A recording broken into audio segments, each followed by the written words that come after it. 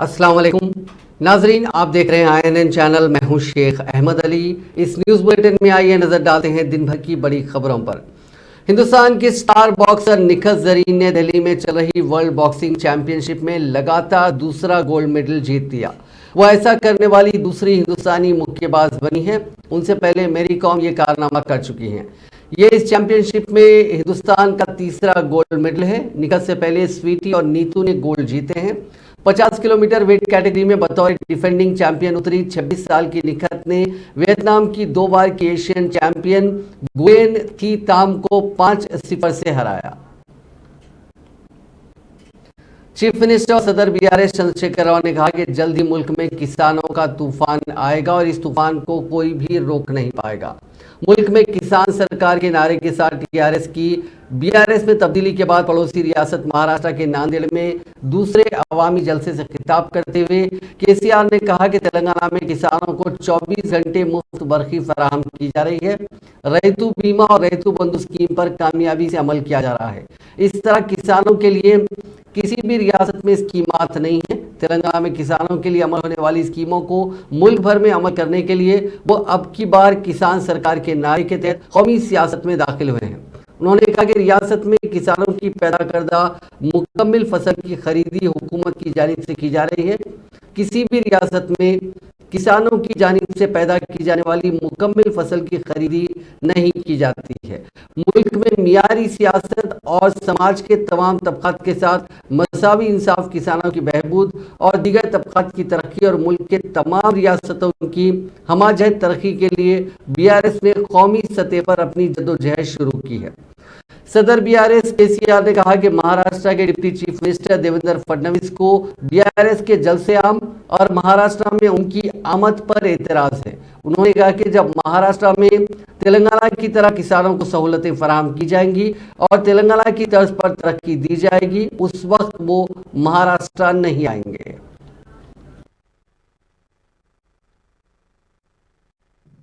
मैं कुछ समय के लिए एरोप्लेन में आ रहा था हैदराबाद से। उसके बाद नांदेड़ में उतरने के बाद हेलीकॉप्टर से आ रहा था। जमीन पूरा सूखा सूखा दिखता है। क्यों? पानी नहीं है।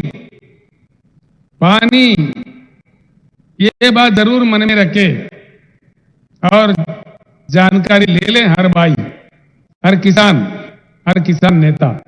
हिंदुस्तान के 41 करोड़ एकड़ जमीन को सिंचन के लिए भरपूर पानी देने के लिए जरूरत से ज्यादा पानी की उपलब्धि इस देश में है। देश के नदियों में 75,000 TMC पानी बहता है। देश के नदियों में 75,000 TMC पानी बहता है, जिसमें से सिर्फ 19,000 TMC उठाया गया। बाकी 50,000 TMC हर साल हमारे आंखों के सामने, सारे भारत की जनता के सामने, प्रधानमंत्री, कई मुख्यमंत्री, आमदार, खासदारों के सामने गोदावरी निकलता है महाराष्ट्र से, कृष्णा निकलता है महाराष्ट्र से। महाराष्ट्र में कोने कोने में, चप्पा चप्पे में पीने के पानी नहीं मिलता, सिंचन के लिए पानी नहीं मिलता। फिर क्या मिलेगा भैया? पानी के लिए अमेरिका को सलाम करने की जरूरत नहीं है, कोई रशिया से मांगने की जरूरत नहीं है, कोई चीना देश के पेट में मुंडी डालने की जरूरत नहीं है या किसी को भीख मांगने की जरूरत नहीं है। हमारा अपना भगवान का दिया हुआ, प्रकृति का दिया हुआ, हमारे जनता का, हमारा देश का अपना संपत्ति है। जरूरत से ज्यादा पानी रखते हुए देश के किसान पानी से क्यों वंचित है? इस एक बात पे सोचिए, बस बात पूरा समझ में आ जाएगा। पानी नहीं है, किसी को भीख मांग रहे, बात अलग है, लेकिन पानी है और पानी जरूरत से ज्यादा है। सवाल यही है कि वो पानी समंदर में ना जाते हुए जमीन पे आए और पूरे हिंदुस्तान को हरा भरा कर दे, या ऐसे ही हम रह जाए? क्या चाहिए? पानी आना चाहिए कि नहीं आना चाहिए? आना चाहिए, पक्का। अच्छा, एक बात है। दूसरी बात, करंट नहीं दे सकते। क्यों नहीं देते? क्यों करंट नहीं देते भाई? क्यों नहीं देते? ऐसा है पानी तो जरूरत से ज्यादा है, इस बात का जानकारी ले ले।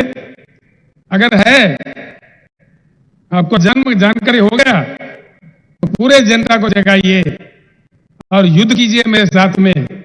पूरे पानी जमीन पे आ जाएगा और भरपूर हर एकड़ को पानी मिलेगा। ये मेरा वायदा है आपके साथ। बिजली, पर्याप्त बिजली, जितना चाहिए उतना बिजली देने के लिए हमारे अपने देश में महाराष्ट्र समेत कई राज्यों में बहुत सुंदर सा प्रकृति का दिया हुआ कोयला है। और वो कोयला कितना है हमारे पास? 361 बिलियन टन। मरकजी वजीर सयाहत जी किशन रेड्डी ने कहा है कि तेलंगाना पब्लिक सर्विस कमीशन के क्वेश्चन पेपर लीक के मामले में हुकूमत के बड़े अफराद का हाथ है, इसीलिए इस मामले की बरसर खिदमत जज के जरिए तहकीकात करवाई जाए। उन्होंने आज इस मामले पर एहतजाज और धरना करते हुए गिरफ्तार होकर चंचलगौड़ा जेल में मुक़ीद बीजेवाईएम के कायदीन से मुलाकात की। बाद अज़ां जेल के बाहर मीडिया से बात करते हुए किशन रेड्डी ने कहा कि क्वेश्चन पेपर लीक के बाद तेलंगाना के नौजवानों में काफ़ी मायूसी पाई जाती है। उन्होंने कहा कि हुकूमत की नाअहली और तसाहुली की वजह से ये वाकया पेश आया। केसीआर हुकूमत बदउनवानियों और धांधलियों की पर्दापोशी करते हुए असल खतियों का तहफ़्फ़ुज़ करने की कोशिश कर रही है। किशन रेड्डी ने कहा कि बरसर खिदमत जज के जरिए इस वाक़े की तहकीकात पर ही हक़ाइक़ सामने आएंगे।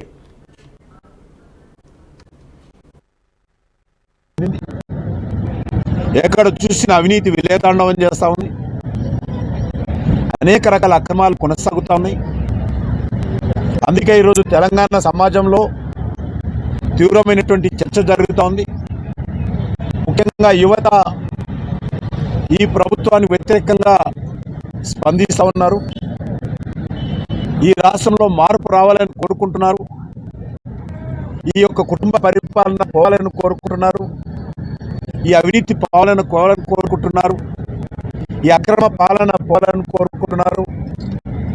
ఈ యొక్క మాఫియా పాలన పోవాలని కోరుకుంటున్నారు. తప్పకుండా తెలంగాణ రాష్ట్రంలో మార్పు వస్తుంది. ఆ మార్పు తెలంగాణ ప్రజల ఆకాంక్షలకు అనుగుణంగా భారతీయ జనతా పార్టీ తీసుకొస్తుంది. తెలంగాణ ప్రజలు ఏదైతే కోరుకుంటున్నారో ఈ కుటుంబ పాలన పోవాలని, దానికి భారతీయ జనతా పార్టీ ఆ ప్రజల ఆకాంక్షలకు అనుగుణంగా ముందుకెళ్తామని చెప్పి మనవి చేస్తూ, ఈరోజు ప్రశ్నపత్రాల లీకేజీ విషయంలో మా పార్టీ యువజన విభాగానికి చెందినటువంటి రాష్ట్ర అధ్యక్షుల నుంచి జిల్లా అధ్యక్షుల వరకు కూడా राहुल गांधी की लोकसभा की रुकनीत मंसूख किए जाने के खिलाफ मुल्क भर में आज कांग्रेस के कारकुनों और कायदीन ने एहतजाज किया। इसी सिलसिले में तेलंगाना कांग्रेस के हेडक्वार्टर्स गांधी भवन में भी एक रोज़ा दीक्षा मुनक्किद की गई। इस जलसे से तेलंगाना कांग्रेस के इंचार्ज मानिकराव ठाकरे, रियासती सदर रेवंत रेड्डी, अराकीन पार्लियामेंट उत्तम कुमार रेड्डी, कोमटिरेड्डी वेंकट रेड्डी, साबिक वजीर मोहम्मद अली शबीर और कई सीनियर कायदीन ने इस एहतजाजी धरने से खिताब किया। इसके अलावा कई सीनियर कायदीन बशमुल हैदराबाद डीसीसी सदर समीर वलीउल्लाह और दीगर इस जलसे में मौजूद थे। कांग्रेस कायदीन ने इल्ज़ाम लगाया कि बीजेपी ने एक साजिश के तहत राहुल गांधी की रुकनीत को मनसूख किया है। भारतीय जनता पार्टी చెప్పే డబుల్ ఇంజన్ సర్కార్ అంటే అదాని ప్రధాని డబుల్ ఇంజన్, బీజేపీ చెప్పే డబుల్ ఇంజన్ ఏదో కాదు. అదాని ఒక ఇంజన్, ప్రధాని ఇంకొక ఇంజన్.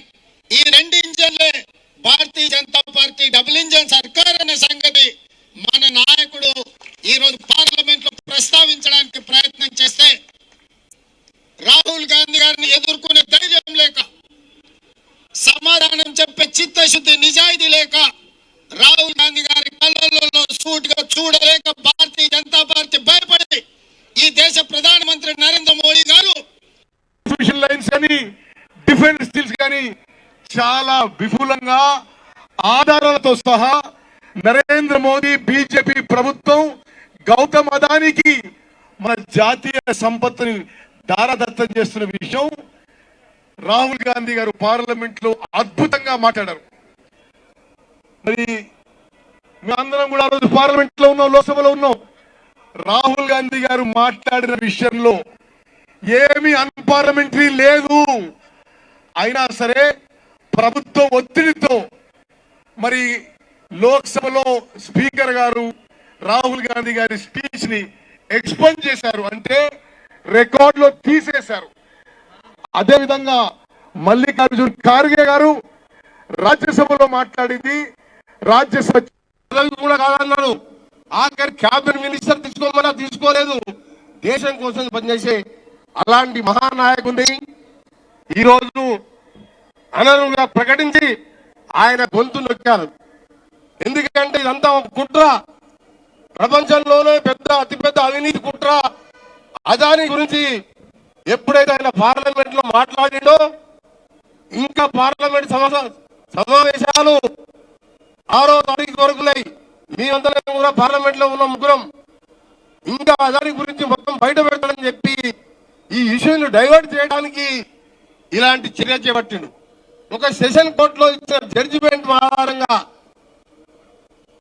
శిక్ష వహిస్తున్న శ్రీ రేవంత్ రెడ్డి గారు, అలాగే ఏఐసిసి సెక్రటరీ నదీం జావేద్ గారు, మిత్రుడు సీతారాం గారు, పెద్దలు జానారెడ్డి గారు, పెద్దల లక్ష్మణ గారు, సీతక్క గారు, మరి అన్ని frontal organisations, youth Congress, NSI, Seva Dal, Mahila Congress, జిల్లా కాంగ్రెస్ అధ్యక్షులు మరియు పిసిసి సీనియర్ నాయకులు, పిసిసి డెలిగేట్స్ మరియు మిత్రులారా, అందరి తెలుగులో చాలా మంది చెప్పినారు కాబట్టి నేను ఉర్దూలో హిందీలో కొన్ని విషయాలు చెప్తాను. సత్యగిరా, ఇదే సత్యగిరా భారతదేశానికి స్వతంత్రం ఇచ్చిన సత్యగిరా. ये वही सत्याग्रह है तो महात्मा गांधी का रास्ता है और महात्मा गांधी, पंडित जवाहरलाल नेहरू और मौलाना अबुल कलाम आजाद, सरदार पटेल का यही रास्ता था कि अंग्रेजों से लड़ने के लिए सत्याग्रह की. आज हमारी रेवंत रेड्डी साहब आ गए हैं, पीछे खड़ी है और जो कांग्रेस कमेटी की ओर से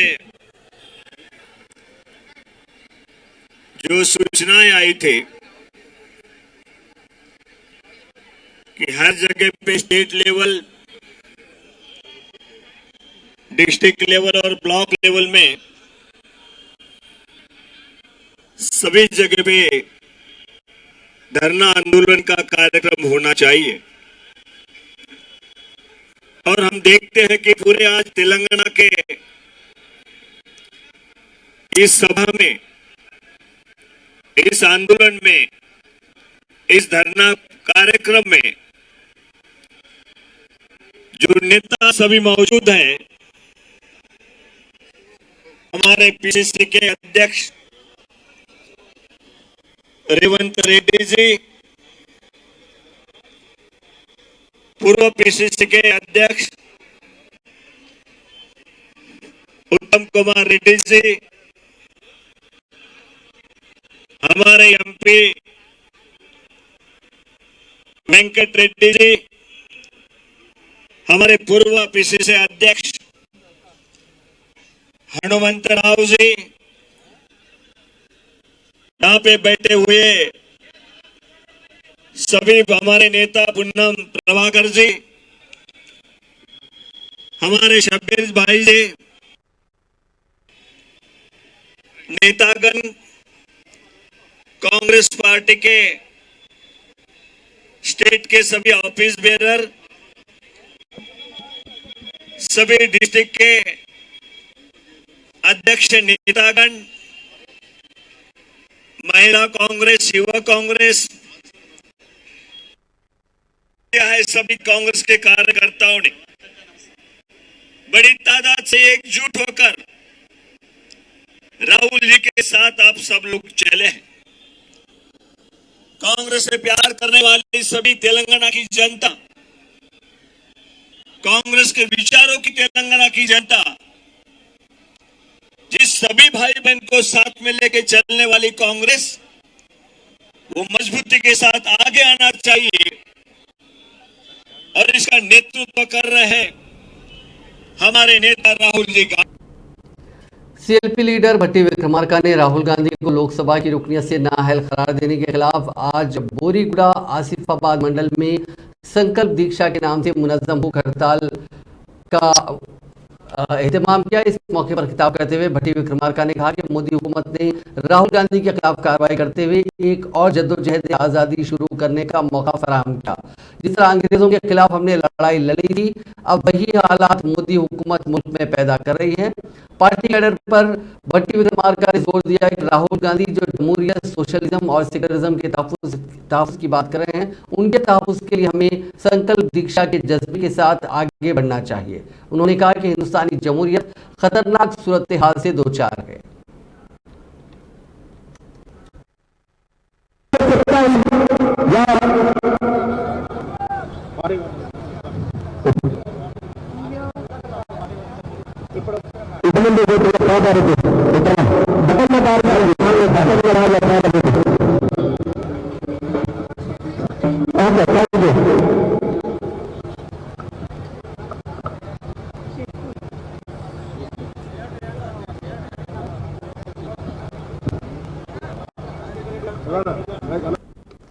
मुत्तहदा आंध्र प्रदेश में कांग्रेस के सरबराह रह चुके डी श्रीनिवास अपनी पुरानी पार्टी में वापस आ गए। हैदराबाद में पार्टी के हेडक्वार्टर्स गांधी भवन में मुनक्किदा एक सादा तकरीब में डी श्रीनिवास ने तेलंगाना कांग्रेस उमूर के इंचार्ज मानिकराव ठाकरे, सदर तेलंगाना कांग्रेस रेवंत रेड्डी की मौजूदगी में कांग्रेस में शमूलियत अख्तियार कर ली। डी श्रीनिवास के बशमूल उनके बेटे और निजामाबाद के साबिक मेयर संजय ने भी कांग्रेस में शमूलियत अख्तियार की।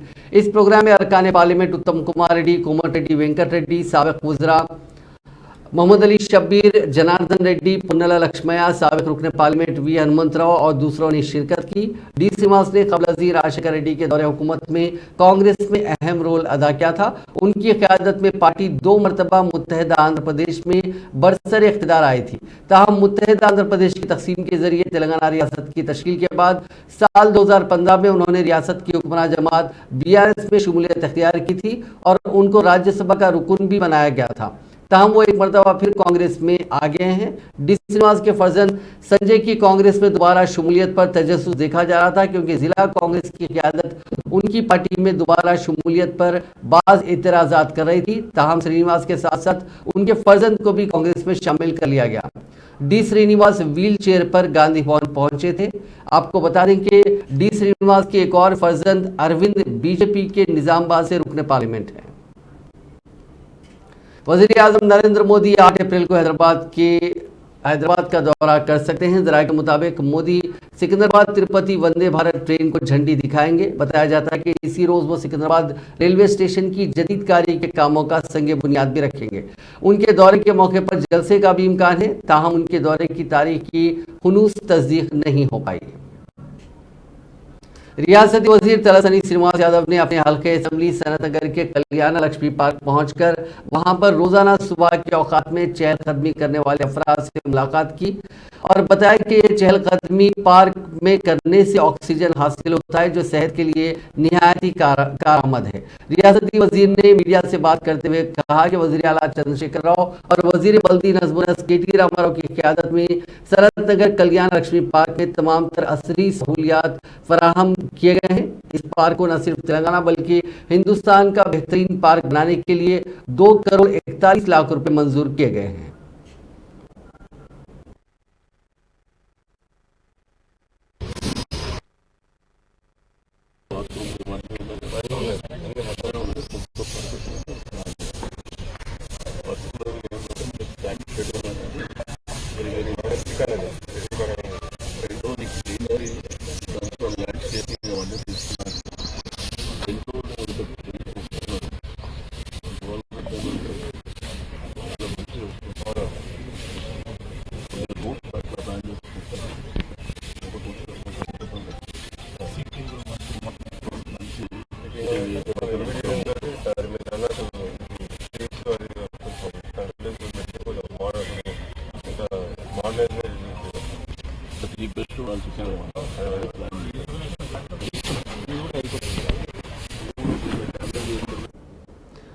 वजीर लेबर CH मल्लारेड्डी ने दावा किया है कि वजीर आला चंद्रशेखर राव मुल्क भर में नंबर 1 वजीर आला हैं और मुल्क भर के वज़रा में वजीर KT रामाराव नंबर 1 हैं। उन्होंने एक तकरीब से खिताब करते हुए कहा कि KT रामाराव की बेहतरीन सलाहियतों की वजह से न सिर्फ मुल्क में बल्कि दुनिया भर में अमेज़ॉन और गूगल का हेड ऑफिस अमेरिका के बाद कायम है, तो वो एजाज़ हैदराबाद को हासिल है। रियासती वज़ीर ने बताया कि तेलंगाना हुकूमत रियासत के 65% नौजवानों को बेहतर मुस्तकबिल के लिए कई इक़दाम कर रही है और न सिर्फ सरकारी सतह पर बल्कि खानगी शोबेजात में भी बड़ी बड़ी तनख्वाहों के साथ उन्हें मुलाजिमतें फराहम करने के इक़दाम किए जा रहे हैं।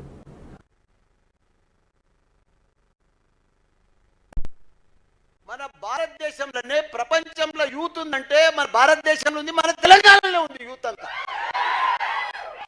65% యూత్ ఉన్నారు మన తెలంగాణలో. కాబట్టి మన కేటీఆర్ సార్ చూసినాం కదా, ఇప్పుడు ఆయన ప్రపంచంలో నంబర్ 1 మినిస్టర్. ఇప్పుడు ఫేమస్ మినిస్టర్ ఎవరైనా ఉన్నారంటే ఇండియాలో, ఫేమస్ మినిస్టర్ ఎవరైనా ఉన్నారంటే ఇండియాలో అది మన కేటీఆర్.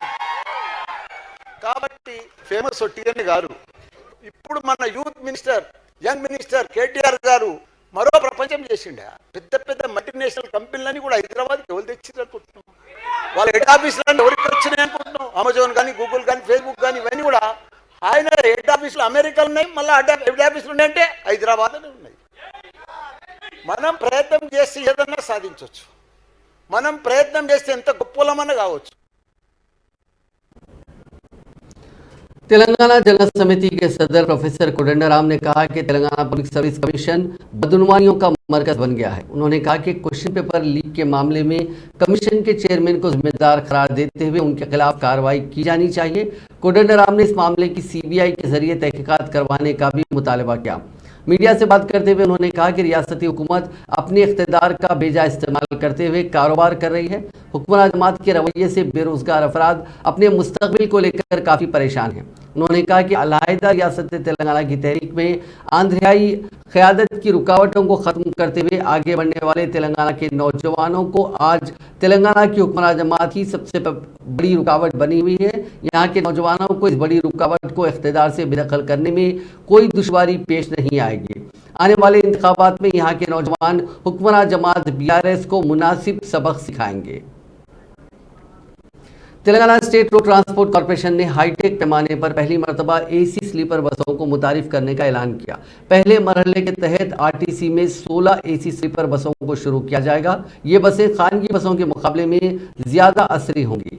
पीर से ये बसें मुसाफिरीन के लिए दस्तयाब रहेंगी। RTC ज़राए के मुताबिक ये 16 बसें हैदराबाद से बेंगलुरु, हुबली और आंध्र प्रदेश के विशाखापट्टनम, तिरुपति और तमिलनाडु के चेन्नई की रूट पर चलाई जाएंगी। मुसाफिरीन को बेहतर से बेहतर सहूलियात फराहम करने के मकसद के तहत RTC ने नए 630 सुपर लग्जरी बसों और 8 नॉन AC स्लीपर कम सीटर बसों और 4 नॉन AC स्लीपर बसों को कबल शुरू किया था। उन बसों से काफ़ी अवामी रद्द-ए-अमल मिल रहा है, जिसके पेश नज़र RTC ने कर्नाटका, आंध्र प्रदेश और तमिलनाडु की रूट्स पर AC स्लीपर बसों को मुतारिफ करने का फैसला किया। नॉन AC स्लीपर बसों की तर्ज पर AC स्लीपर बसों में भी लहारी अम्माबडी अनुभूति का नाम दिया गया। वजीर ट्रांसपोर्ट अजय कुमार पीरिया ने 27 मार्च को शहर के एलबी नगर में विजयवाड़ा रूट पर चलाई जाने वाली नई AC स्लीपर बस का इफ्तिताह करेंगे। इन बसों में वाईफाई की मुफ्त सहूलत पेश की जा रही है। मुसाफिरीन के सिक्योरिटी का खास ख्याल रखा गया है। बस में ट्रैकिंग सिस्टम के अलावा पैनिक बटन की सहूलत भी फराहम की गई है, जिसे RTC के कंट्रोल रूम से मरबूत किया गया। दौरान सफर मुसाफिर की जानिब से पैनिक बटन दबाने पर RTC के कंट्रोल रूम में इसकी इत्तला मिल जाएगी और उस इत्तला की बुनियाद पर मुसाफिर की मदद की जाएगी। AC स्लीपर बस की लंबाई 12 मीटर है। बस में 15 लोअर और 15 अपर बेड्स हैं। तेलंगाना के अजला आदिलाबाद, कुमरम, आसिफाबाद, मंचरियाल, निर्मल, निजामबाद, शक्तियाल के पास मकामात पर गरज और चमक के साथ बारिश का इम्कान है। महकमे मौसमियात ने कहा कि इस दौरान 30 से 40 किलोमीटर की रफ्तार से तूफानी हवाएं भी चलेंगी। अपनी रिपोर्ट में महकमे ने कहा कि 27 मार्च को रियासत के बाज़ अजला में बारिश का इम्कान है, जबकि 28 से 30 मार्च तेलंगाना में मौसम के खुश्क रहने का इम्कान है। गुज़िश्ता 24 घंटों के दौरान रियासत के बाज़ मकामात पर बारिश हुई। आज़म तरीन दर्जे हरारत 39 डिग्री सेल्सियस आदिलाबाद में दर्ज किया गया। जिले संगारेड्डी में खेतों से बिजली के तारों की चोरी करते हुए पकड़े जाने वाले एक शख्स की पिटाई करते हुए उसको बिजली के खंभे से बांध दिया गया और उसको बिजली के झटके दिए गए, जिसके नतीजे में उसकी मौत हो गई। यह वाकया इतवार की सुबह के अवली सातों में पेश आया। चोर की शिनाख्त 29 साला मल्लेशम के तौर पर की गई, जिसके पैरों पर बिजली के झटके दिए गए। उसके रिश्तेदारों ने कहा कि बिजली के झटके देने से उसकी मौत हो गई। चूंकि बिजली के तारों की ज़राई खेतों से चोरी की वारदातें पेश आ रही थी, इसलिए चोरों की नकलो हरकत पर नजर रखी गई थी। मकामी अफराद ने इसी दौरान मल्लेशम को चोरी करते हुए पकड़ लिया, जिसके बाद उसकी बिजली के पोल से बांधकर पिटाई कर दी गई और उसको बिजली के झटके दिए गए। पुलिस इस पूरे मामले की जांच कर रही है। तेलंगाना के जिले करीमनगर मनकुंड मंडल मुसक्कर में कल शब रेत की लॉरियों को मकामी अफराद ने रोक दिया। उन मकामी अफराद का कहना है कि उन लॉरियों से उनके मकानात में धूल आ रही है और लॉरियों के नतीजे में सड़क हादसा भी पेश आ रहे हैं, इसीलिए वो इन लॉरियों की रवानगी में रुकावट पैदा कर रहे हैं। कल शब पेश आए इस वाक़े के नतीजे में बड़े पैमाने पर ट्रैफिक जाम हो गई।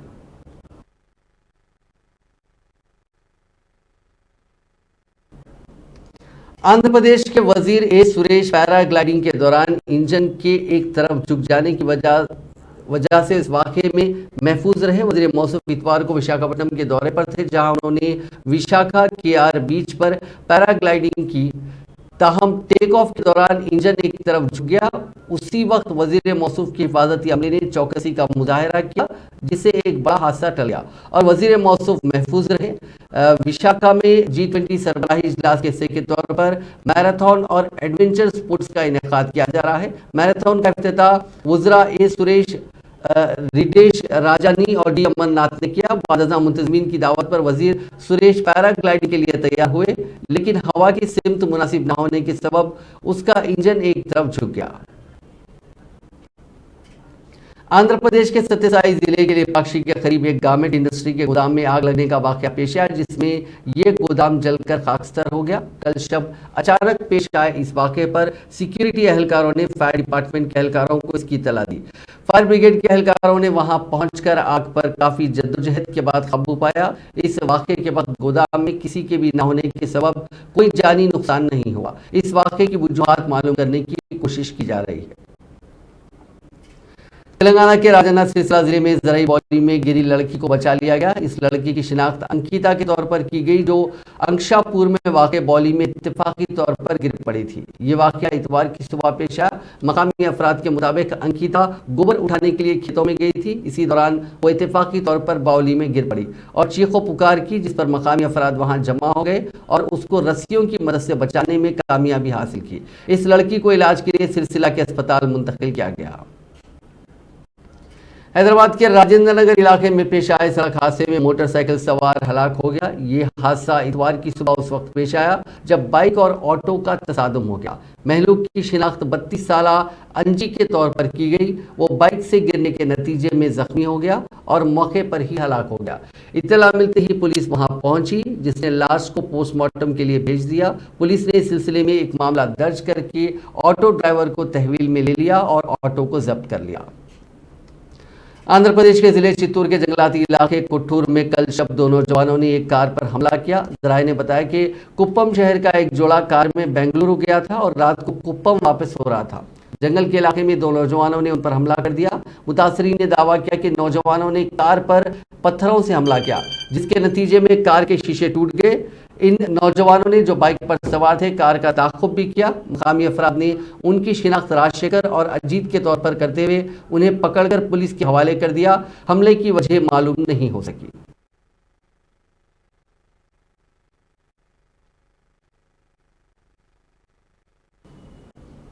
शहर हैदराबाद के नेहरू ज़ूलॉजिकल पार्क में दिल का दौरा पड़ने से चीते की मौत हो गई। 2012 में सऊदी शाही खानदान ने हैदराबाद के नेहरू चिड़ियाघर का दौरा किया था। उस वक्त वो इस चिड़ियाघर से काफ़ी मुतासिर हुए और उन्होंने 2 मादा और नर चीते बतौर तोहफा दिए थे। ताहम मादा चीता 2020 में 12 साल की उम्र में बीमारी की वजह से चल बसी। इसके बाद से नर चीता 15 साल अब्दुल्ला जो अकेला था, गुज़िश्ता रोज दिल का दौरा पड़ने से उसकी मौत हो गई। हुकाम ने पोस्टमार्टम कराया, जिससे तस्दीक हुई कि चीता की मौत दिल का दौरा पड़ने से हुई। नाज़रीन, इस न्यूज़ बुलेटिन में बस इतना ही। आप देखते रहिए INN चैनल।